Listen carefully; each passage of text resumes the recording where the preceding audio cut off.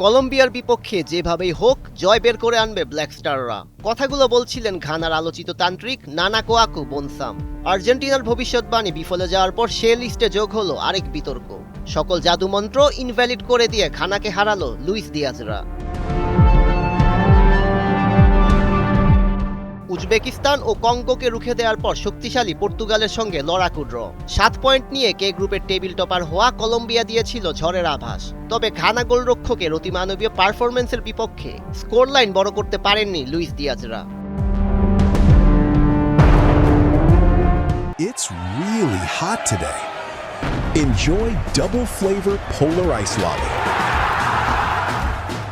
পোলার, মন ভালো থাক। ম্যাচের শুরুতেই আক্রমণের ঝড় তোলে কলম্বিয়া, আর 14 মিনিটে বাজিমাত কাফেতেরোদের। লুইস দিয়াজের পাস থেকে ডান পায়ের দুর্দান্ত শটে কলম্বিয়াকে এগিয়ে নেন জন আরিয়াস। 1-0 এগিয়ে থাকা রদ্রিগেসদের আক্রমণের তোপে দাঁড়াতে পারছিল না ব্ল্যাক স্টাররা। ম্যাচের 20 মিনিটে দুর্দান্ত এক সেভ করে ঘানাকে রক্ষা করেন গোলকিপার লরেন্স জিগি। পুরো ম্যাচে গোলপোস্টের নিচে ছিলেন অতন্দ্র প্রহরীর মতো।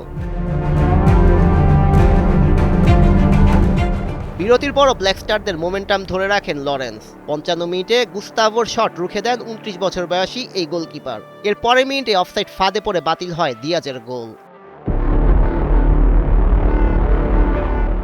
ম্যাচের 69 মিনিটে কাউন্টার অ্যাটাকে সুযোগ আসলেও সেমেনিয়র শট ব্লক করে দেয় কলম্বিয়া ডিফেন্ডাররা।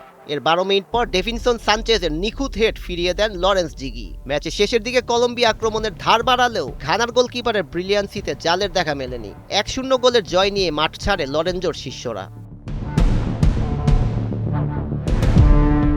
গ্রুপ পর্বে ঝলক দেখানোর পর রাউন্ড অফ 32 পুল সিরাত পার করে ফেলেছে কলম্বিয়া। বুধবার রাতে সুইজারল্যান্ডের বিপক্ষে শেষ 16তেই বোঝা যাবে বিশ্বকাপে দিয়াজদের দৌড় কত দূর।